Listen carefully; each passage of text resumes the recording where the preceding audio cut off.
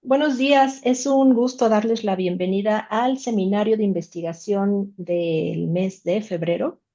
Y en esta ocasión tenemos a dos expertos de la Subdirección de Servicios de Información Especializada de la Facultad de Medicina que nos van a hablar de revistas depredadoras. Nuestra primera ponente es la maestra Almadelia Contreras Hernández. Ella es maestra en Ciencias de la Información por el Tecnológico de Monterrey. Cuenta con más de 25 años de experiencia en la administración y organización de unidades de información en bibliotecas especializadas, bibliotecas universitarias, bibliotecas digitales y archivos, y ha sido la responsable de los acuerdos transformativos desde el inicio de este proyecto. Está en el área de gestión de recursos electrónicos, en la Subdirección de Información Especializada, en la Dirección General de Bibliotecas y Servicios Digitales de Información de la Facultad de Medicina UNAM. Y también tenemos al maestro Sergio Márquez Rangel. Él es maestro en biotecnología por la UNAM. Cuenta con más de 25 años de experiencia en la administración y organización de unidades de información, con especial interés en las actividades de desarrollo de habilidades informativas y evaluación de colecciones. También ha impartido diversos cursos y talleres para la capacitación de personal bibliotecario y coordinadores de biblioteca.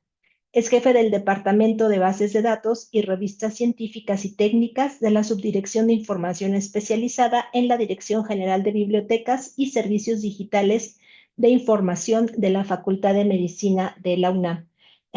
Damos la bienvenida a los ponentes y maestro Sergio, si usted gusta iniciar con su presentación, por favor. Ok, O este, maestra Alma, sí, que yo. no sé quién va a iniciar. Yo inicio. Muy Muchas bien, gracias. adelante. Gracias por la invitación a este seminario. Esperemos que sea información que les sea de mucha utilidad para que ustedes puedan publicar sus artículos y tengan, bueno, cierta información que les permita determinar si una revista es,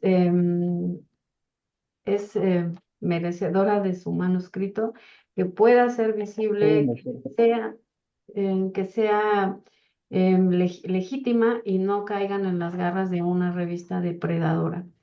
Justo nuestra plática es en ese sentido, darle las herramientas, los elementos y las características que tienen estas herramientas y que muchas veces hasta un investigador experto puede caer, ¿no? Iniciamos, el título es Revistas Depredadoras y bueno, iniciamos nosotros preguntándoles que si sabían ustedes que las revistas depredadoras se parecen mucho a los depredadores naturales. ¿Y por qué decimos esto? Nosotros, por ejemplo, buscamos el término, en inglés es Predatory Journals, ya que no hay una definición formal, nosotros se traduce como una revista predadora o depredadora, pero es de la traducción lo más cercano que se puede hacer hacia una revista un Predatory Journals. Nosotros buscamos en las definiciones y decimos que depredador quiere decir que depreda, ¿no? Que carnicero, ¿no? Que vive de alguien, bueno. Y el predador, que es un saqueador que saquea, y de un animal que mata a otro animal para comérselo de otra especie, ¿no? Entonces aquí que nosotros hacemos nos detenemos un poco porque eso es lo que hacen justo las revistas depredadoras, ¿no? Saquean la ciencia para poder comérsela. ¿Cómo? Pues con prácticas engañosas, con discursos halagadores, etcétera. Pero ¿cómo nosotros podemos ir entendiendo un poco este tema? Siguiente. Aquí, por ejemplo, hay mucha prisa por publicar, ¿no? Desde publicar o perecer.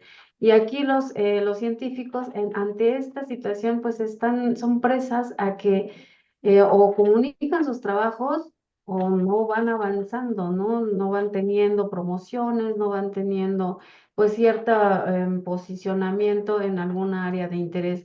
Y a veces, al caer en estas revistas depredadores, pues son prácticamente víctimas y ellos mismos se destruyen, ¿no? Estas revistas depredadoras o predator journals se camuflan tergiversando como haciendo como un símil de las revistas legibles, ¿no?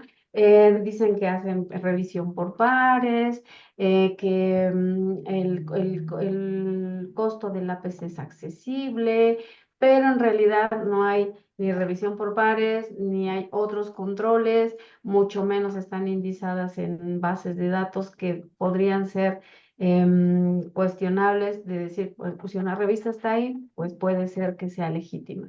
Y bueno, usan pues ese como cebo de decir, publica aquí, yo voy a publicar de manera rápida, 2, 3 días, y bueno, a veces los científicos caen, ¿no? Y nosotros, por ejemplo, siguiente.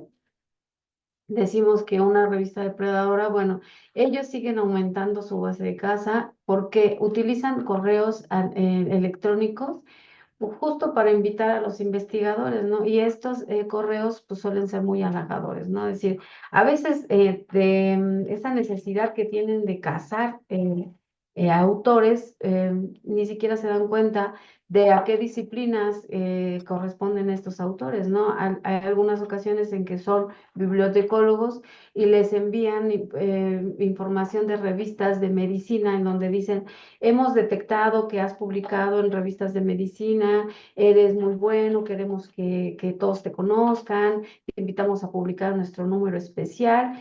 Y entonces, pues la gente pues cae, ¿no? ¿Por qué? Porque a veces los títulos son muy parecidos a los títulos originales, ¿no? Esa es una de las prácticas que ellas utilizan, ¿no? A veces, también estos correos o estas malas prácticas van más allá, que ellos, por ejemplo, forman sus consejos editoriales diciendo que están conformados por ciertos personajes, ciertos investigadores, cuando no es cierto, ¿no? Sin embargo, a veces no nos damos a la tarea de revisar esta información. ¿Por qué? Pues porque en la práctica del día a día con los investigadores que tienen que tomar clases, que tienen otro trabajo, pues a veces les es imposible como meterse de lleno a la revista para poder determinar si es legítima o no. Y esto que ocasiona que incluso autores experimentados caigan en estas garras, ¿no? Que algún ejemplo que nos han dicho es que alguna vez una investigadora en medicina publicó, le llegó una invitación de una revista pues que ella seguía y pues ya la dejó de seguir, bueno, la seguía, pero no tuvo más contacto con ella. De pronto le llega una invitación a publicar en esta revista y ella dice, ah, pues sí, es la misma que yo siempre he publicado, que estoy siguiendo para poder publicar.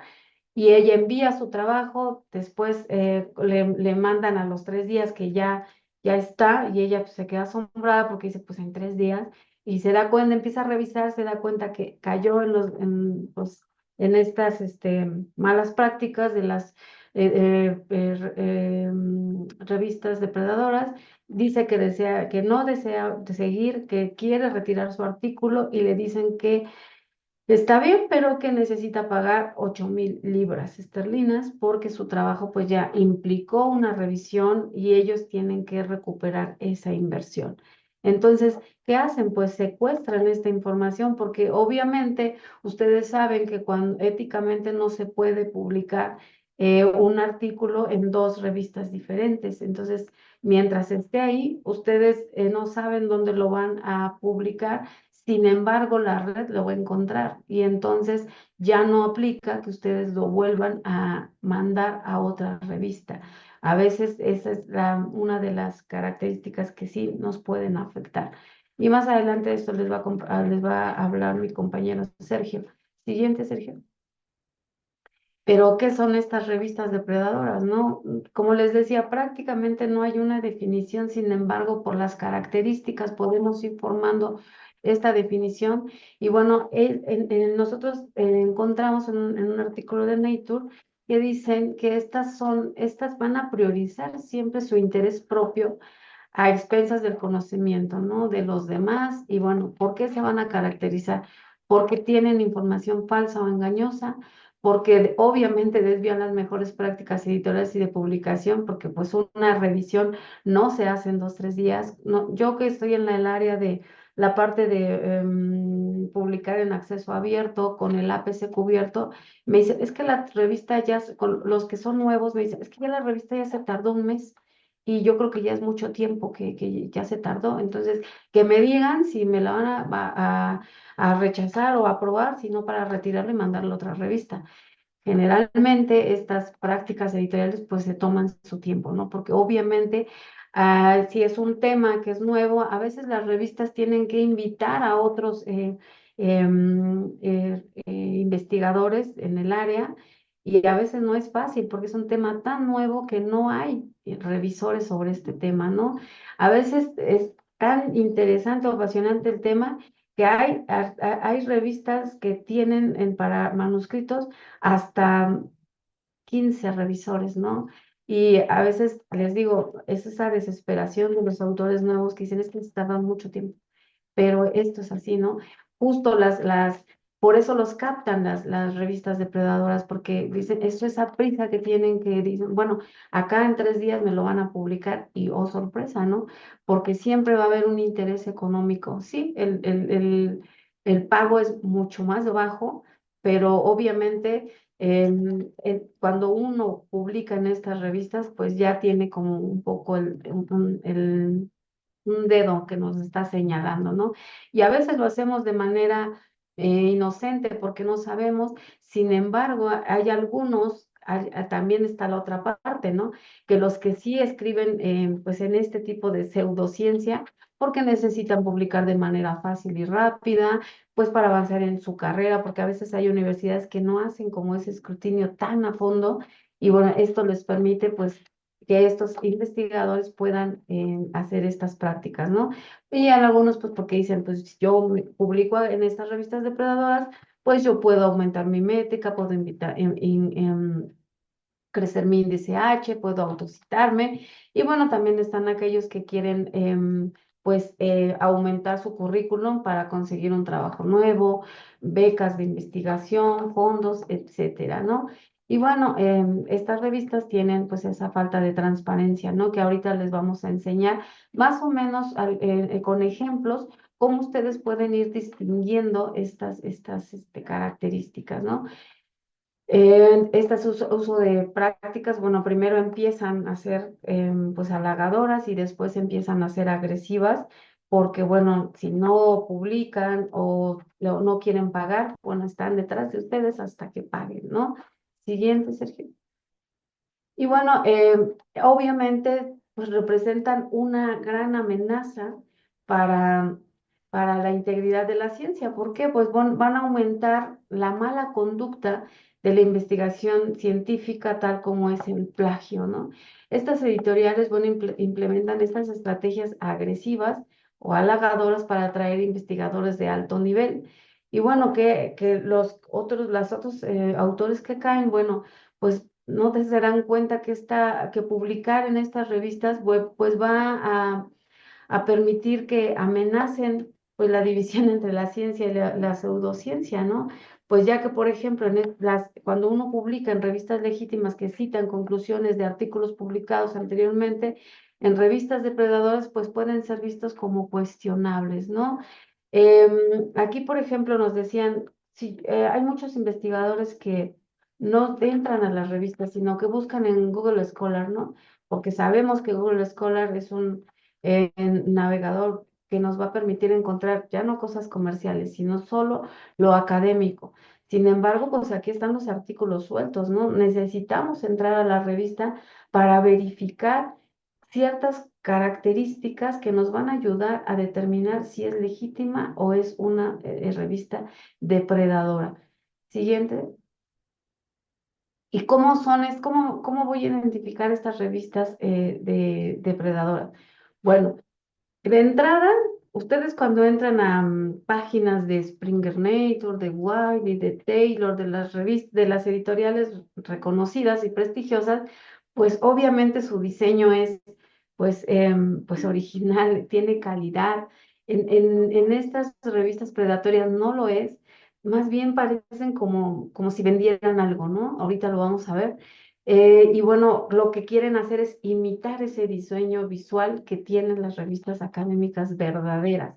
pero son súper notorias, ahorita lo vamos a ver. Y bueno, ¿cuál es otro gancho que ellos tienen? Que anuncian índices de alto impacto y no enlazan a la fuente ni a organismos académicos científicos o enlazan a la fuente, no lo enlazan y bien hacen mención de organismos académicos científicos que no existen, ¿no? Entonces, si yo no verifico más allá, pues puedo ser víctima de estas revistas. Cuando nosotros decimos están indizadas en Scopus, en Web of Science, pues es una característica que nos va a permitir pues estar un poco más allá del bien y el mal. Sin embargo, es muy reconocido que algunas revistas se han colado a estos índices. O sea, nosotros tenemos, ¿por qué? Porque hacen un símil tan real, las clonan de tal manera que de verdad es increíble, ¿no? Entonces, cuando una revista ingresa a a Scopus, por ejemplo, bueno, son evaluadas de pe a pa. Sin embargo, en el camino a veces se van corrompiendo, ¿no? Entraron bien, pero se van corrompiendo porque su objetivo principal es pues obtener ganancias económicas y saben que esto lo van a hacer a través del cobro de APC. También mencionan que están, les digo, que en repertorios o bases de datos, pero realmente pues no forman parte, son inventados, ¿no? También aseguran, algunas revistas pues forman partes de sociedades científicas y ellos afirman que pertenecen a esas sociedades o bien se imaginan unas, se inventan otras y bueno, realmente cuando uno entra a las sociedades científicas y buscan estas revistas, realmente no existen, ¿no? Y bueno, les decía, se dirigen a los investigadores con correos tipo spam, en donde, bueno, pues están bombardeándolos todos los días, que publiquen, que son los... Eh, podemos silenciar. Listo, maestra, perdón.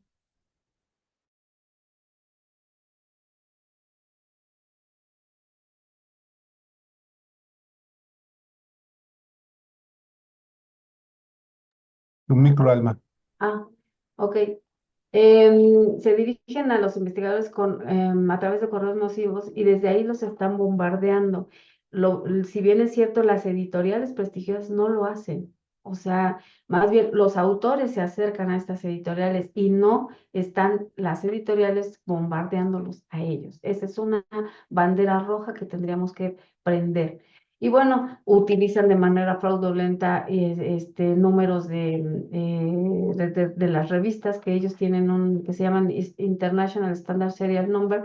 Cada revista tiene su propio ISSN. Sin embargo, pues suelen pues robárselo o bien inventarlos, ¿no? Tenemos herramientas en donde nosotros podemos consultar en las revistas por ISSN, es decir, yo ingreso un ISSN y no me da, me dice que hay error, entonces la revista no existe. Ahorita lo vamos a ver, que esto lo podemos consultar en una base de datos que se llama Ulrich, que es un repertorio de revistas. No son transparentes, como ya lo vimos, y usan en el engaño, y bueno, no siguen los estándares de la industria de la edición académica. Siguiente. En este ejemplo, siguiente. En este ejemplo vamos a poder ver de manera real lo que les hemos estado diciendo. De entrada, en la parte superior nos dice no es seguro. Ahí ya tendríamos que poner una alerta. Después, en la parte superior nos dice que se comuniquen a este correo para mandar sus artículos. Y bueno, no tienen una plataforma como las grandes editoriales o las pequeñas, incluso las editoriales pequeñas, o tienen una plataforma o bien tienen un correo, pues que forma parte del sitio, ¿no? Que es Gmail, ¿no? Que no es Hotmail, que no es Yahoo. Desde ahí es otra bandera roja. Después tenemos lo que les decíamos, el factor de impacto. Vean, si nosotros entramos a las páginas comerciales de productos Milagro, tienen estos colores, se exceden en querer llamar la atención del usuario y decir, vean, el factor de impacto, y este factor de impacto crece año con año un punto, entonces es complicado, ¿no? Vean la estructura que tiene, que es un sitio web que cualquiera podría hacer, que incluso desde su título engloba diferentes áreas temáticas, ciencia, ingeniería, tecnología. Ahí nosotros tendríamos que, pues, un poco de detenernos a identificar si esto será verdad o no. ¿Por qué? Pues porque nosotros deberíamos de, pues, poner nuestras banderas, ¿no? Si es una revista especializada, pues no es multidisciplinaria, ¿no? De entrada. Después tenemos que dice, contáctenos por teléfono o por WhatsApp, ¿no? Entonces, en ningún momento las grandes editoriales o las editoriales serias tienen esta forma de llamar la atención, ¿no? Después, la otra parte que nosotros siempre nos guiábamos antes, ¿no? Pues si dice, pues aquí el envío o submit de artículos, en las editoriales dice submit articles, ¿no? Envíen su artículo, pero aquí dice call for papers, ¿no? Nuevo, vean, o sea, tiene hasta cuando nosotros entramos está parpadeando y así de, véanme, háganme caso. Si nosotros vemos esta información que llama la atención de pronto de investigadores que están pues muy ansiosos de que les publiquen su paper de manera muy rápida, nos vamos a encontrar con esta sorpresa. Siguiente. Dice, por ejemplo, que cuando si ellos envían un paper el 27 de febrero, que al autor se le notifica 2 días después de las revisiones y de lo que ellos detectaron con su revisión por pares y que iniciaría su publicación el 28 de febrero. O sea, obviamente esto nos tiene que dar una alerta, pero así, pues, mayor, de decir, no, ninguna revista seria en 3 días nos da una resolución de si nuestro artículo es aceptado o no. ¿Ok? Esto es muy, muy importante. Siempre vean esta tipografía, esta manera de cómo presentan la información los sitios para que ustedes puedan tomar decisiones. Siguiente. Después tenemos aquellas editoriales, así como si fueran en Elsevier, Taylor, Wiley, que reúnen un número determinado de revistas o de journals que pues ellos ya tienen como esa práctica, ¿no? Que dicen, bueno, vamos a llamar, para que no sea sospechoso y en una sola revista se traten todos los temas, vamos a abrir revistas de diferentes temas para poder capturar novatos, ¿no? Entonces, nosotros siempre decimos que ustedes vean cómo se van a aplicar los pagos, ¿no? Que pregunten sobre el proceso de revisión por pares, que pregunten sobre la información del contacto, ¿no? Que no les rebote la información, porque muchas veces si ustedes envían un correo y se les regresa, esa es otra bandera roja, ¿no? Que ustedes puedan preguntarles si sus consejos editoriales se pueden verificar y que ustedes lo hagan, que efectivamente digan, este autor que es muy de renombre, efectivamente trabaja en tal universidad y efectivamente forma parte de este consejo editorial, ¿no? Que no caigan ante esos tonos halagadores o bien constantes envíos de correos, porque bueno, todo esto es para que ustedes estén alertas, ¿no? Estos sitios web pues se ven como muy poco profesionales, ¿no? Sí, tienen a veces incluso errores gramaticales, ya sea en inglés o en español. A veces el texto también es irrelevante y bueno, ahí es algo que nos tiene que poner un poco a encender las señales, ¿no? Aquí el siguiente. Tenemos otro, por ejemplo, Institute for Promotion Research and Policy Development, que tiene, bueno, que tiene un poquito de más elaborado su sitio. Sin embargo, en la parte de abajo pasan como carrusel, ¿no? Toda esta información. Entonces, de verdad, aquí es cuando tenemos nosotros que poner alerta, ¿no? Porque tiene que venir toda la información, tienen esos enlaces en donde nos dicen ellos, verifica el factor de impacto, nos tienen que llevar a ese sitio o a esa base de datos y nosotros verificar que efectivamente está la revista ahí. Y de nosotros depende pues revisar todos esos elementos, porque somos los expertos en esta materia, en donde, bueno, de esta manera no caeríamos en información engañosa. Siguiente. Y bueno, aquí otra de las malas prácticas, si bien es cierto que a veces ellos se construyen su propio sitio web, a veces no lo hacen, a veces secuestran ese sitio web de la revista, ¿no? Lo secuestran por un rato o de manera permanente, ¿no? Cuando nosotros buscamos una revista, la revista está en el tercer resultado y la clonada está en el primer resultado, ¿no? Ahorita lo vamos a ver. Y bueno, la publicación no es ética, no es excesiva del consejo editorial de la revista, o sea, sus propios consejeros son los que publican ahí. Más de 2 artículos son por un mismo autor y la cocitación es excesiva. Esa es una de las malas prácticas que tenemos que identificar para no ser presa. Siguiente. Y por ejemplo, este es un ejemplo que es muy citado de una revista secuestrada. Por ejemplo, este journal esta es una versión secuestrada, vean, parece como real, pero no lo es. Cuando ustedes empiezan a analizar todo el sitio, vean su dirección.com y después vean su menú, es como muy, dirían los muchachos, es muy hechizo. Vean su factor de impacto, vean cómo está ordenada la información, vean que tiene así como, pues vean aquí el factor de impacto, que es lo que llama la atención, aquí está, vean los números, cómo la disponibilidad de los números, cómo está, y lo más importante, todos los derechos reservados a la revista, vean cómo ellos tienen organizada la información. Y aquí les vamos a mostrar el ejemplo del sitio web original. Siguiente.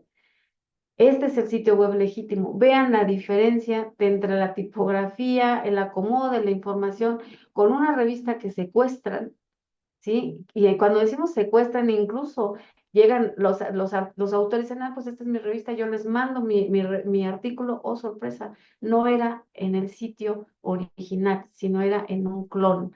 Aquí vean, por ejemplo, cómo está organizada la información, cómo tiene incluso su dirección electrónica que pertenece a una sociedad.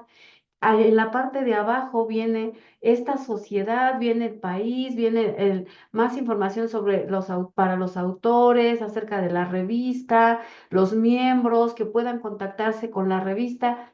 Esta información, vean que es una gran diferencia contra un sitio web programado. Sin embargo, pues estos sitios a veces los desarrollan ya en 2 horas, porque su única intención es recuperar dinero, ¿no? Y si nos encontramos ante una necesidad de publicar, pues ya la hicieron, ¿no? Porque entonces ellos lo que hacen es esto. A través de esta información, pues ellos generan ganancias. Entonces, siempre hay que tener cuidado. Siguiente. Aquí nosotros dicen factores que atribuyen o contribuyen con estas malas prácticas, pues esa necesidad de publicar o perecer, ¿no? Los autores dicen es que tengo que publicar o publicar. Entonces, cuando nosotros estamos ante esa necesidad, podemos ser presas fáciles. La tecnología. ¿Por qué decimos la tecnología? Porque como ya lo vimos, pues ahora es muy fácil, pues clonar sitios web o crear sitios web, enviar spam a niveles potenciales a los autores con la finalidad de recibir pagos electrónicos. Lamentablemente el acceso abierto pues ha dado margen a eso, ¿no? De donde yo te publico por una tarifa y cuando nosotros, es que me van a cobrar y entonces sí es serio, no. Y la explotación del acceso abierto, ¿no? Pues porque, ¿cómo hacen esto? Pues porque cobran APCs muy bajitos. Esto permite que decir, ah, pues de que me cobren $2,500 a que me cobren $1,000, pues ya es la mitad y entonces sí lo puedo pagar, ¿no? Pero pues aquí cuando nos secuestran nuestro manuscrito, pues ya no podemos hacer mucho. Siguiente. Y bueno, ¿Cómo identificar una revista depredadora? En resumen, es no proporcionan información sobre su cuerpo editorial ni páginas con instrucciones para autores precisas y confiables, no aplican evaluación externa de tipo peer review a los trabajos que publican, no muestran ocasiones incluso información sobre las tasas de publicación de APC, ya hasta que les aceptan, empiezan con el es bajito, no se preocupen, todo va a estar bien. Sin embargo, cuando ya les aceptan su artículo es cuando a veces les dicen, ah, sí, eran $1000, pero ahora hay 200 por este cargo y y entonces les van ahí aumentando este engaño, ¿no? Siguiente. Eh, Nosotros siempre les decimos que comprueben si una revista es sospechosa o no, utilizando repertorios, directorios o bases de datos bibliográficas que incluso nosotros tenemos aquí en la universidad a su servicio. Algunas son de acceso abierto. ¿Qué va a permitir esto? Que si ustedes reconocen que la revista está incluida en estas bases de datos, pues automáticamente vamos a decir, pues fue sometido a una evaluación para poder acreditar su calidad científica. Sin embargo, siempre decimos, entren a la revista, verifiquen esta información y prendan sus alertas y no caigan en estas redes. Nosotros ahorita tenemos el proyecto de publicar con el APC cubierto. Hemos establecido acuerdos con las editoriales. Entonces, si ustedes quieren publicar en acceso abierto, tenemos una oferta de 9000 revistas en donde ustedes pueden revisar para que si su problema es publicar en acceso abierto, lo puedan hacer con los costos cubiertos, pero ya sobre una revista legítima y no que caigan presas de estas revistas depredadoras. Vamos a continuar ahora con mi compañero Sergio, que les va a dar pues, un paseo por las bases de datos en donde ustedes pueden localizar este tipo de información, lo que ustedes pueden, las consecuencias de publicar en una revista depredadora y algunos otros detalles. Adelante, Sergio. Gracias, Alma. Bueno,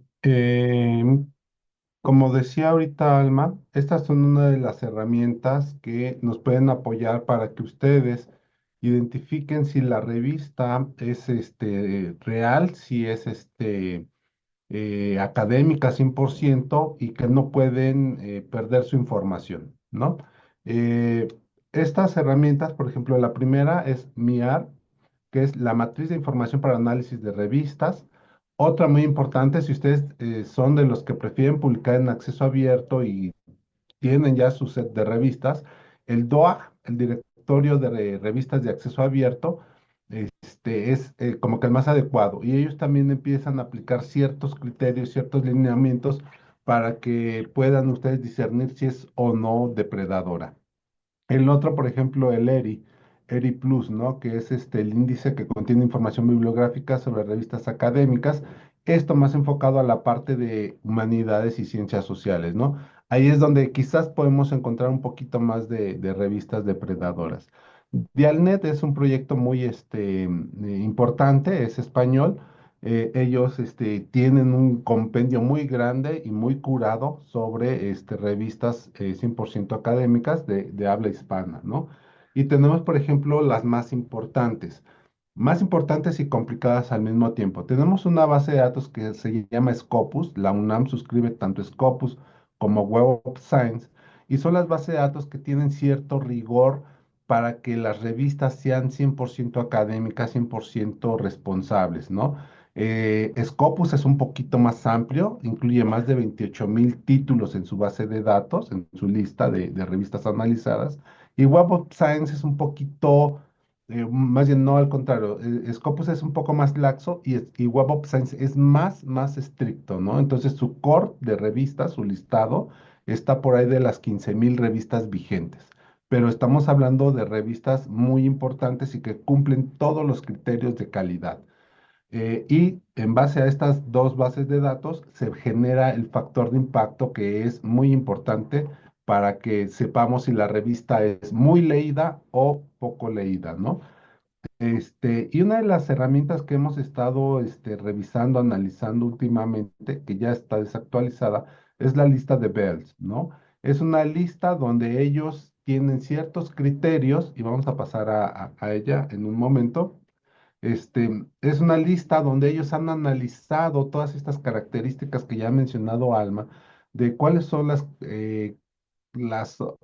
características, reitero, de estas revistas que están implementando para que atraigan a más investigadores sin ser revistas de alta calidad, ¿no? Entonces, bueno, por ejemplo, dentro de Scopus, ellos tienen un consejo editorial donde dictaminan qué revistas van a ser sometidas y es un consejo totalmente fuera de la empresa. Cabe aclarar que Scopus es una base de datos de la editorial Elsevier, pero con esa misma intención ellos han desarrollado este consejo para que puedan dictaminar las revistas y puedan ser evaluadas y no se les pueda colar, no puede entrar ninguna de las revistas depredadoras a la base de datos. Como decía Alma también, a lo mejor nacen bien esas revistas, son revistas muy académicas, pero con el tiempo van perdiendo el horizonte, ¿no? Entonces van perdiendo el camino y ya se van convirtiendo en depredadoras, ¿no? Porque bajan mucho sus niveles de calidad. Entonces, por ejemplo, ¿cuáles son las principales categorías que evalúa Scopus? Las políticas de la revista, ¿no? La calidad del contenido. Y hay muchos criterios que se desarrollan para poder dictaminar si el contenido está bien evaluado, está curado, es una aportación original esa parte, ¿no? La trayectoria de la revista.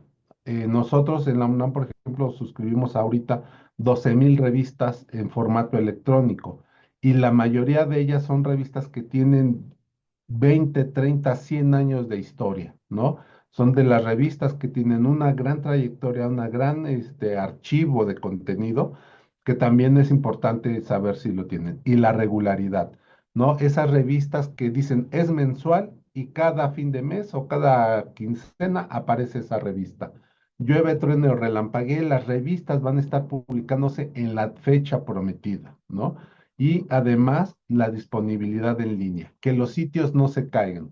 Y aquí es donde encontramos un problema muy serio, ¿no? Por ejemplo, todas las revistas de América Latina, todas las revistas que se generan por las universidades o por organizaciones académicas, tienen su sitio propio, ¿no? Y por ejemplo, las revistas de la UNAM es muy difícil que se caiga el servidor o que el sitio se suspenda o que le pase algo, ¿no?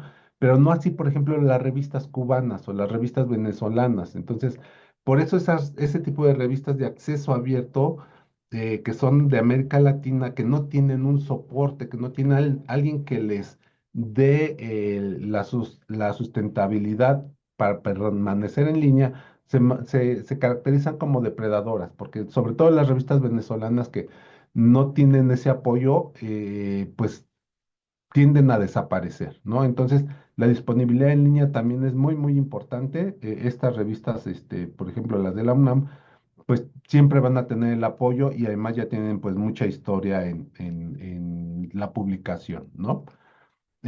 Por ejemplo, aquí hay varios directorios o listas, aquí arribita lo vamos a ver, que se encargan de analizarla, ¿no? Entonces, este ejercicio que hace este artículo es comparar. Por ejemplo, dice, la lista de Bells incluye 1,135 revistas, ¿no? La lista de Cabells incluye 10,000 revistas. La lista de Cabells verificada incluye 10,077, un poquito menos que la de Predatory. Y el directorio DOG, aunque incluye, todas sus revistas son 100% académicas, son legítimas, sí hay cierta duplicidad. Por ejemplo, esta de DOA, que son 11,000 títulos los que incluye, en el grupo de Cabells, dice que según Cabells que hay 31 revistas depredadoras, ¿no? En el directorio del DOA, ¿no? Y por ejemplo, en la lista de Bells dice que hay 34 revistas depredadoras. Entonces, sí hay muchos ejercicios donde hay personas que intentan identificar y exhibir esas revistas. Entonces habría que estar muy atentos, por ejemplo, al mismo DOAG, que es el que incluye la mayor cantidad de revistas y su objetivo final es difundir y dar a conocer este tipo de revistas, ¿no? Entonces, el ejemplo que les decíamos ahorita es el de Bells, ¿no? Esta es su liga, ustedes pueden entrar, si se dan cuenta al principio en su portal dice, aquí son los editores que podemos identificar potencialmente como depredadores. Y en el segundo rubro tenemos lo que son las revistas, ¿no? Entonces, cuando nosotros seleccionamos cualquiera de las opciones, pues vamos a poder realizar una búsqueda.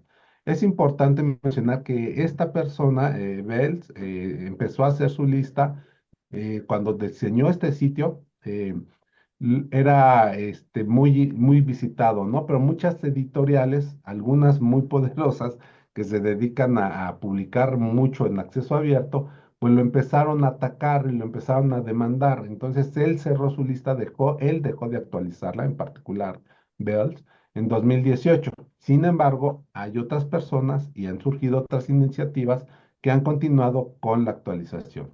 Por ejemplo, aquí yo seleccioné la opción de revistas. Dije, bueno, vamos a ver qué hay sobre arquitectura. Vamos a cambiar un poquito el giro. Podemos poner cualquier tema de medicina, ¿no?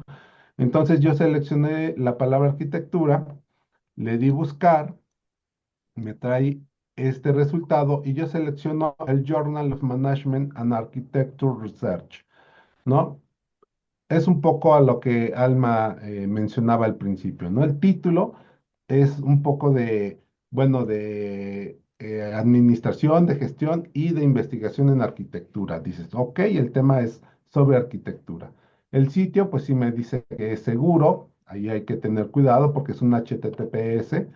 Y aquí me dice que el último volumen publicado es 2024, el número 3 de 2024. Entonces dices, ok, pues es una página sobria, es una página que me habla sobre arquitectura, pues no veo muchas cosas complicadas, ¿no? Ok, sin embargo, si yo le digo, muéstrame el cuerpo editorial, pues solamente me trae a 7 investigadores. Cubre con el requisito de que el cuerpo editorial sea multidisciplinario y que sea de diferentes países.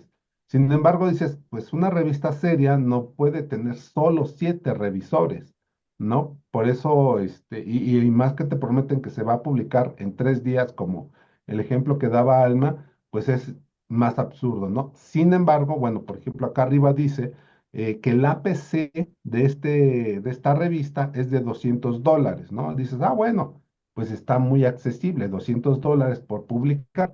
Después, si yo le digo, ok, dame las instrucciones para autor, que creen que me manda un error. Y según esto, vean, me está dando la liga normal, pero me dice que no existe esta sección. Y si yo le digo, ah, ok, bueno, ya no pude ver las instrucciones para autor, ya no pude ver el copyright, le digo, ok, muéstrame los fascículos. Y bueno, quien tiene revistas y libros en su casa, pues generalmente dice, la revista la voy a ordenar de la más reciente a la más viejita o viceversa, de la más viejita a la más reciente. Si tengo libros, pues voy a ordenarlos alfabéticamente o por color o por tamaño o por tema. Siempre voy a tener mi información organizada, libros, revistas, lo que tenga en casa, lo voy a procurar organizar. Y vean cómo la página de esta revista empieza, o sea, yo sé que debo de leer de izquierda a derecha y de arriba a abajo. El primer volumen que muestra de izquierda a derecha, de arriba a abajo, es el volumen 5 de 2023. El segundo sería el volumen 1 de 2018 y después el de 2024. No hay un orden cronológico o alfabético dentro de esta revista. Los fascículos están totalmente distribuidos de manera aleatoria.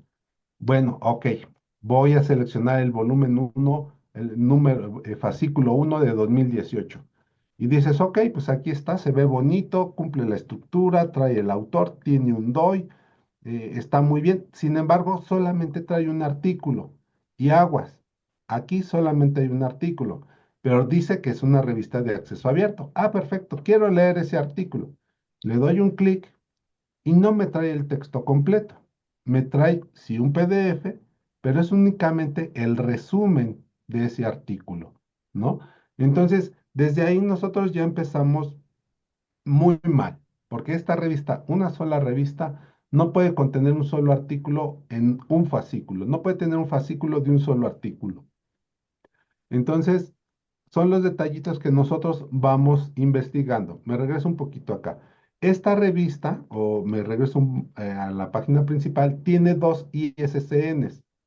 Y ese ISSN, por ejemplo, el primero dice se refiere a la versión electrónica. Y el P, ISSN, significa que es de la versión impresa. Indica que se está suscribiendo de manera impresa y de manera electrónica. Hago esta búsqueda. Nosotros en la UNAM tenemos esta base de datos o directorio más bien que se llama Ulrich Web, que debe de indizar todas las revistas del mundo, sean buenas, sean malas, sean baratas, sean caras, todas las revistas del mundo se indizan en esta base de datos. Pero previo a ello, hay varias bases de datos. La más importante es la misma del ISSN, que es la que genera. Todos los países tienen una oficina de ISSN en el cual quien va a crear y a desarrollar una revista tiene que acudir ahí para pedir este número y oficialmente tenga ese número único e irrepetible. Entonces lo meto a la base de datos, le digo que me busque el ISSN electrónico de la revista y ¿qué creen? Abajito me dice, la búsqueda no produce resultados. Ah, bueno, a lo mejor no está actualizada la base. Voy a la versión impresa. Ingreso el ISSN de esta revista y ¿qué creen? Es exactamente el mismo resultado, ¿no? Entonces, a eso nos referíamos con ir viendo las diferentes opciones. Esta base de datos está abierta para toda la comunidad universitaria, ya sea por vídeo, o sea a través de la biblioteca digital. Podemos consultarlo si no sabemos o si tenemos problemas o dudas, podemos acercarnos a nuestro bibliotecario y ellos con mucho gusto nos van a poder apoyar en esta situación. Otra circunstancia, aquí dentro, por ejemplo, de la lista de Bells, entonces entramos a los editores de acceso abierto. Si se dan cuenta, hay una serie de diferentes editoriales con nombres raros, ¿no? Academy Research Journals, Academy Publishing, Academy Research, Academy Scholarly Journals, Academic and Business Research Institute. Entonces, aquí está alfabéticamente, podemos buscar. Entonces, todas estas editoriales o que se dicen editoriales de revistas académicas, pues tienen nombres así como que muy raros y obviamente pues, la mayoría de las que vienen en inglés vienen de Europa del Este. Sin embargo, hay muchos, ahorita tenemos una tablita donde vamos a dar el porcentaje según la región, ¿no? Entonces, ok, voy a entrar a esta, de las que tenemos atrás, decía Academia Research Journals, ¿no? Y tiene una serie de 20 revistas que dicen todas son de Open Access. Y ellos se están enfocando al área de ciencias, ciencias de la salud, básicamente, ¿no? Agricultura, biología, negocios y biotecnología, biomedicina, química. Entonces tienen un set de diferentes revistas, pero todas estas revistas tienen las características de ser depredadoras y vamos para allá. Entonces este es el sitio, si se dan cuenta, si es acá lo primero que nos decía Alma, dice sitio no seguro, ¿vale? La URL pues sí pertenece a la editorial y pues tenemos así como que un poco de sobriedad en su contenido y en su estructura. Sin embargo, cuando ya nos vamos para acá y nosotros empezamos a revisar, vemos que igual está muy cargada de información, la letra es muy llamativa, entonces nos dice que la revista Journal of Agricultural Economics and Development, con este ISSN, este, tiene estas características, ¿no? Entonces, nosotros si entramos a la lista de fascículos, pues sí, es una revista que se está publicando con frecuencia, pero si nos damos cuenta y lo vemos en los tres fascículos de arriba, esta revista solo publica un fascículo al año y en diferentes momentos, o sea, no es anual, porque en 2021 publicó en abril, en 2022 publicó en marzo y el de 2024 lo publicó hasta septiembre. Y si observamos claramente, nos falta 2023. Entonces, esa parte de la continuidad de las revistas no es lo que también nos debe prender las alertas, como se llama, la banderita roja debe estar prendida ahí, porque la revista no tiene esa continuidad y no es posible que una revista seria solamente tenga un volumen, un fascículo por año. Vámonos otra vez. Fascículo 1 del volumen 12 de 2024. Y si revisamos la tabla de contenido, solamente tenemos un artículo. Aquí solamente se publicó un artículo y dice que es de la página 7 a la 15. O solamente me está mostrando ese artículo. Entonces volvemos al punto donde, ¿y dónde están los demás? Bueno, son dos, perdón, desde la página de la 1 a la 60. Entonces veamos ahí, ni siquiera hay congruencia, no hay paginación, sino me está diciendo el artículo 1 tiene 60 páginas y el artículo 2 tiene 7 páginas. O sea, desde aquí en la paginación también hay características así como que muy, muy, muy raras que no te dan la seriedad de que se trate de una revista 100% académica. Y después, si me meto al texto completo, efectivamente, si es una si es un artículo completo y pues ya nos trae todos los datos. Resalta siempre, esto viene de origen, ¿eh? No crean que yo me puse ahí a resaltar esto. Viene resaltado el nombre, los datos de la revista, y acá abajito pues tiene que es un artículo de investigación. Sin embargo, vean que aquí al ser, se supone que de acceso abierto y tú pagaste tu APC, aquí trae un copyright. Quien ya ha publicado en acceso abierto o en las revistas, incluso estas revistas de la UNAM y demás, ya la mayoría de ellos están implementando la firma de licencias Creative Commons. Este artículo es de 2024, de septiembre de 2024, y dice que es de acceso abierto. Sin embargo, ellos están metiendo el copyright. De aquí es donde ustedes como investigadores o como autores pierden sus derechos, ¿vale? Y ahorita les vamos a decir por qué. Esta revista está resaltando, tiene un copyright, pone la URL de la revista, pero otro de los factores importantes dentro de las revistas académicas es que ya todas tienen un DOI. Incluso las revistas de la UNAM ya están implementando su propio DOI. El DOI es como también su huella digital, donde solamente, donde va a ser permanente. Ese espacio, esa liga, ese sitio no va a desaparecer. Eso nos da la garantía. Ese DOI, que significa Digital Object Identificator, el identificador de objetos digitales, va a ser permanente y no va a desaparecer. Esta revista, siendo de 2024, no tiene un DOI y sí tiene el copyright. Y vamos entonces para allá. Este sitio, este sitio es muy bonito porque es muy sencillo. Se llama Think, Check, Submit, ¿no? Piensa, revisa y envía. Entonces tiene una serie de preguntas muy simples, se puede traducir a cualquier idioma y es una invitación, ¿no? ¿Qué dice aquí en el cuadrito azul? ¿Cómo se puede estar seguro de que la revista que está considerando es adecuada para su investigación? ¿No? Y es ahí donde podemos utilizar este pequeño cuestionario para dos cosas. Primero, saber si la revista es la adecuada para el artículo que yo voy a mandar.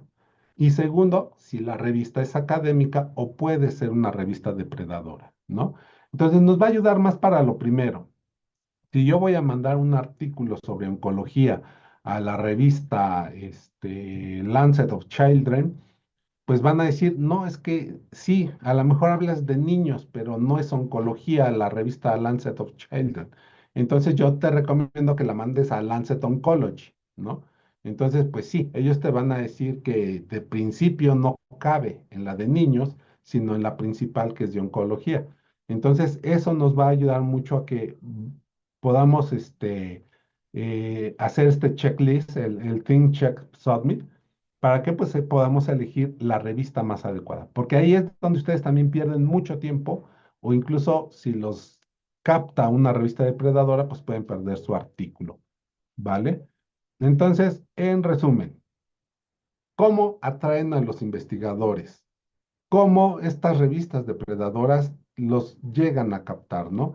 Y yo soy uno de ellos, ¿no? Decía Alma, yo soy bibliotecólogo, sí hemos escrito algunas cositas, no en revistas muy, muy internacionales, somos muy locales, pero siempre nos están llegando de varias editoriales y últimamente de la editorial MDPI invitaciones a publicar en revistas de ciencias sociales, ¿no?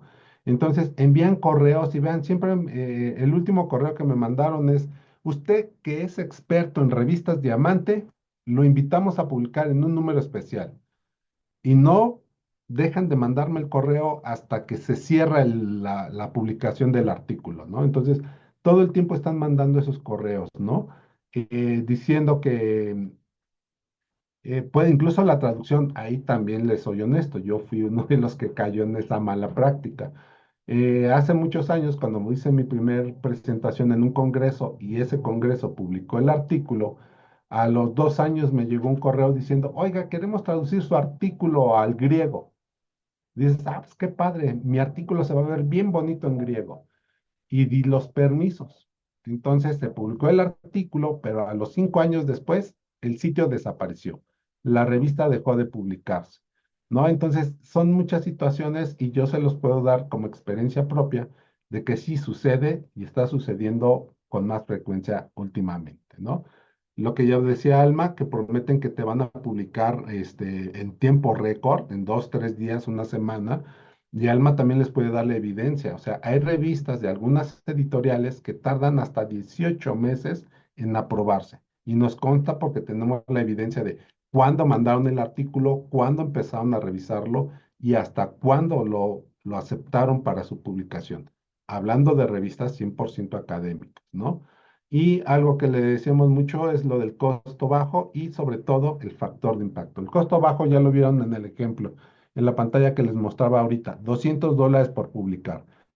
Hay revistas, por ejemplo, las revistas de Nature, que pueden cobrarles hasta $9,000 por publicar. Nosotros tenemos cubiertos los APC con PLOS. En las 12, en las 14 revistas de PLOS, ustedes pueden publicar sin pagar un solo centavo y en promedio está por ahí de los $2,000, ¿no? La publicación en esas revistas de PLOS y PLOS es una de las más fuertes en todas las áreas, ¿no? Entonces, ¿qué voy a hacer si mandé mi artículo a una revista depredadora? Y por eso les hice hincapié hace rato en el copyright. Insisto, todas las revistas de acceso abierto que son académicas, que son formales, te van a permitir firmar una licencia Gravity Commons. La licencia Gravity Commons lo que hace es, yo como autor me quedo con los derechos morales y los derechos patrimoniales. Por eso le voy a pagar a la editorial para que él hospede mi artículo, para que él mantenga mi artículo dentro de su revista. Por eso las cuotas a veces son muy altas. Entonces, porque estoy pagando para que de manera permanente e indefinida mi artículo quede en esa revista. Ese es el negocio y no negocio, ¿no? Entonces, con la licencia Gravity Commons, yo me quedo como responsable de la información y dueño del artículo. Y no así en las revistas depredadoras, porque ustedes firman una licencia de copyright y le están cediendo todos sus derechos a la editorial. ¿Qué están haciendo? Dejando como dueño a la editorial de ese artículo. Por eso, cuando ustedes dicen, quiero eliminar ese artículo, pues no se puede. Ya Alma decía el caso práctico. Sí, si lo quieres retirar, como ya invertí mucho en ti, tienes que pagarme 5 o 10,000 dólares, ¿no? Para que te pueda retirar el artículo. Y si te cobraron 200 por publicar y te quieren cobrar 500 por retirarlo, pues decides dejarlo ahí, ¿no? Entonces hay que tener mucho cuidado. En las revistas normales por suscripción o que ahora estamos llamando híbridas, en esas revistas tú firmas el copyright y no pasa nada, porque es una editorial académica. Pero en estas revistas depredadoras, en estas editoriales que tienen malas prácticas, tienes que ceder tus derechos completamente y es casi imposible que puedas retirar tu artículo. Por eso es importantísimo que aprendan a identificar con todas estas características que ya hemos venido platicando, que ustedes tengan esa experiencia, ¿no? Y bueno, entonces, pues, ¿qué puede suceder? Eh, que podamos afectar nuestra imagen, ¿no? Muchas veces el artículo se queda ahí, nadie se entera, nadie me lee y dices, ah, qué bueno, ya estuvo bien. Nadie se enteró, pero cuando se enteran o cuando me empiezan a citar y cuando empiezan a ver que el artículo no pasó por ciertos rigores de producción o de evaluación del contenido, pues entonces las citas pueden llegar a ser citas malas, ¿no? cuando alguien me está criticando que el artículo no fue cuidado para su publicación, pues tenemos ahí el problema. Este, entonces, pues más o menos son los criterios que nosotros tenemos que ir checando. Lejos de perder dinero, lejos de que el artículo que era muy bueno lo publiqué en una revista, podemos caer en esa parte, ¿no? ¿Cuál es el objetivo principal de las revistas depredadoras? Atraer investigadores de calidad, atraer investigadores que ya han sido muy citados o que sí publican, tienen artículos buenos, para que entonces los otros clientes crean que sí tienen investigadores de calidad, ¿no? Entonces ellos juegan por los dos lados, juegan por la parte de vamos a atraer a gente de calidad, de prestigio, para que mi revista sea de prestigio y entonces puedan checarlo, ¿no? Este es el documento que les decía. Por ejemplo, aquí mencionamos que las revistas depredadores han crecido mucho en los últimos años, ¿no? Alemania dice que se han quintuplicado. Italia dice que ha crecido alrededor del 5% y en Estados Unidos también dice que el 6% de sus revistas ya son depredadoras, ¿no?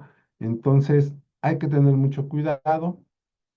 Aquí, por ejemplo, se menciona que se han examinado más de 175,000 artículos en las diferentes plataformas y pues sí ha salido muy fuerte el número de artículos o de revistas, más bien de revistas que están teniendo estas malas prácticas, ¿no?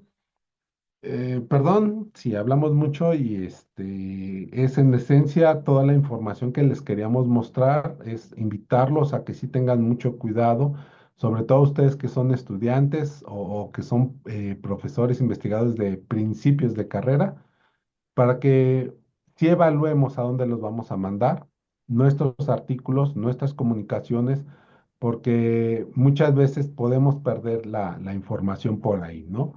Va a ser muy difícil retirarlo, va a ser muy difícil, si está mal el artículo, poder corregirlo, ¿no? Entonces, tendríamos que ir checando todo eso y cualquier duda, cualquier pregunta, ahorita estamos a sus órdenes. Y si no, también les dejamos nuestro correo para que se puedan comunicar y preguntarnos cosas puntuales o incluso atender situaciones que pudieran darse para ustedes, ¿no? Muchas gracias, maestro Sergio, maestra Alma. Tenemos de entrada dos preguntas en el chat, las voy a leer. La primera dice, ¿las revistas de la editorial MDPI se consideran depredadoras? En este sentido, Sergio manejaba que Jeffrey Bild en 2017 dejó de publicar su lista. Sin embargo, cuando él publicaba su lista y que se metía a revisar cada sitio editorial, cada revista, encontró muchas revistas depredadoras en MDPI. Entonces, lo que hizo él fue pues exhibirlas, y justo el problema de hacer estas listas es eso, ¿no? Que las editoriales depredadoras te mandan por difamarlas, ¿no? Entonces es por eso que muchos no se atreven a decir, nosotros, por ejemplo, como universidad no podemos decir, todas estas son depredadoras, no publiquen ahí, porque corremos ese riesgo. Entonces, si también es cierto que no todas las revistas que están en MDPI son depredadoras, el solo hecho de que ya haya algunas, pues sí te salta como pues la duda, ¿no? Entonces nosotros, de hecho, incluso nos preguntan, ¿hay convenios con MDPI para poder publicar ahí? Y decimos que no, justo por eso, porque no tenemos la certeza de la legitimidad de sus revistas. Y sí, como dice Alma, puede haber una, puede haber dos con MDPI, y el simple hecho de que haya una ya es escandaloso, ¿no? No tenemos la evidencia nosotros, pero sí están varios títulos en algunas de estas listas que ya mencionamos. Entonces sería cuestión de revisar título a título. No podemos decir cuáles, ni tenemos todavía listado formal, pero pudiera haber varias revistas en MDPI. Incluso en Hindawi Hubo un artículo reciente que acusaba a las dos de tener esas malas prácticas, tanto a Hindawi como a MDPI. Claro, y creo que igual hasta Frontiers, pero creo Sí, que nosotros debemos, como ustedes dicen, revisar la revista en cada editorial y pues todos los datos que nos han dado también si están en la base de datos de JCR, etcétera. sí, Gracias. Y hay otra pregunta. En las revistas, el DOI, en algunas revistas, el DOI no está activo. ¿Esto se debe a que contratan el DOI o a qué se debe? sí, mira, el DOI tiene varias funciones y desafortunadamente sí tiene un costo. Por ejemplo, yo mencionaba ahorita que las revistas de la UNAM ya lo empiezan a implementar y eso es un gran logro. Sin embargo, el generar y mantener vivos esos vínculos, esos números, esas ligas que son el DOI, implica pues que alguien lo haga, ¿no? Y hay una empresa específica del mismo DOI es el que se dedica a eso. Entonces sí se paga y cuando no hay la posibilidad de renovarlo, deja de funcionar, permanece. Y hasta que renuevas nuevamente la licencia, hasta que vuelves a pagar la suscripción a esa empresa, el DOI se reactiva, ¿no? Entonces, eso pasa básicamente con las revistas latinoamericanas. A las de nivel mundial, tú decías ahorita del JCR, las de primer, segundo cuartil, es difícil que les falle el DOI. Salvo que, por ejemplo, ha sucedido, dan un DOI preliminar y es el que tú mandas. Ese DOI preliminar se elimina cuando el artículo ya es publicado oficialmente, ¿no? Entonces, pudiera ser que tienes un DOI antiguo, sería cuestión de revisarlo, pero en las revistas donde no funciona ningún DOI, es porque no pagaron la renovación de la licencia, lamentablemente. Muchas gracias, maestro Sergio. Hay otra pregunta en el chat. ¿Han ayudado a investigadores a bajar artículos de revistas depredadoras? No, no, eso desafortunadamente no nos ha tocado ningún caso. Te digo, por ejemplo, yo tengo la experiencia viva de estos dos, que me llegan invitaciones todos los días, ¿no? Y la otra de que cometí el error de mandar a traducir mi artículo, pero yo lo dejé ahí, desapareció el sitio y pues ya desapareció el artículo. Hemos tenido la noticia de que se han intentado varias personas bajar el artículo, no se han acercado a nosotros, pero por lo mismo que les explicaba, de que o mencionaba Alma, que cobran por bajarlo, o que como ellos son dueños ya de la información, no se ha podido hacer en ninguno de los casos, ¿no? Los artículos prefieren dejarlos ahí ya, subidos en esa revista, porque es muy complicado, casi imposible bajar esos artículos de ahí. No hemos tenido la experiencia viva de esa situación. Gracias, maestro. Otra pregunta. ¿Qué pasa con las revistas que constantemente te solicitan enviar artículos? Ahí lo importante es saber, irnos a esta lista que les decía, el piensa, revisa y envía, ¿no?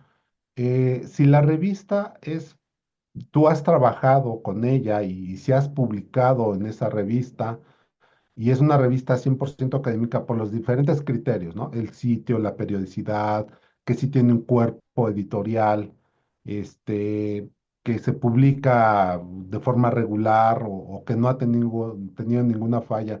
Si nosotros revisamos que la revista es 100% académica, podríamos atender la invitación, pero aguas, yo ya publiqué ahí.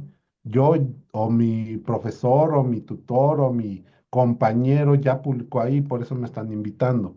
Las revistas no mandan invitaciones, ninguna, salvo cuando son, por ejemplo, hay una editorial que se llama Annual Reviews. Esa revista se publica una vez al año, como lo dice su nombre, y son revisiones. Entonces, esa revista únicamente publica bajo invitación y va a invitar a los expertos, ahí sí, hacen toda una evaluación, hacen toda una investigación e invitan a los expertos de ese tema. Esa revista sí invita y publica bajo ese régimen. Pero si estamos hablando de la revista Lancet Oncology, que me manda un artículo, dices, pues yo conozco Lancet y ya publiqué un artículo en Lancet. Podemos atender la invitación. Pero si nos vamos a esta de American Journal of Agricultural Science and Technology Research Agronomy, o sea, dices, para empezar el título, sepa Dios de dónde lo sacaron y no sé qué trate realmente. Entonces, si no es una revista que yo conozca, no atiendan esas invitaciones porque puede suceder que sea una depredadora, ¿no? Gracias. Eh, ¿Sabrán algo de SciPod? ¿Son revistas, audiolibros, son depredadoras? No, nosotros no hemos tenido esa noticia, no hemos trabajado con ellos. Ustedes, bueno, les comentamos nuestro trabajo aquí con la parte de revistas. Suscribimos todo lo que ustedes solicitan. La DGB, la Dirección General de Bibliotecas y Servicios Digitales de Información, suscribe todas las revistas que ustedes como estudiantes, profesores, investigadores solicitan a través de su biblioteca y que la biblioteca evalúa. Entonces nosotros no suscribimos nada que ustedes no hayan pedido. Este recurso que mencionas, incluso en la parte de libros, porque no trabajamos con libros, pero tienen la misma dinámica. Todos los libros que se compran en su biblioteca tienen que pasar por este proceso. Alguien lo solicita, alguien lo evalúa y ya lo puede comprar la biblioteca.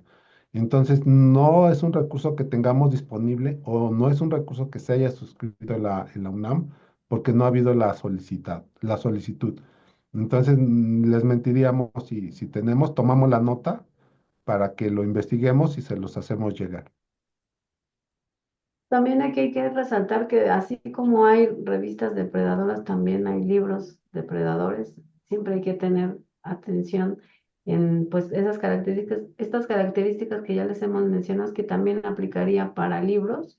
Y bueno, decían también, en dado caso que se pueda retirar la publicación de una revista depredadora, puede ser enviada a otra, pues sería complicado porque ya ves que les comentamos que ellos se quedan con tu material, lo que decía mi compañero Sergio, o sea, cuando tú les cedes los derechos a ellos, es muy difícil que lo puedan retirar y éticamente no se puede incluso mandar a dos revistas. A mí me pasó, por ejemplo, que en Wiley yo apruebo un título, después me llega, apruebo esa solicitud, después me llega otra solicitud con ese mismo título, con ese mismo autor, con esa misma revista.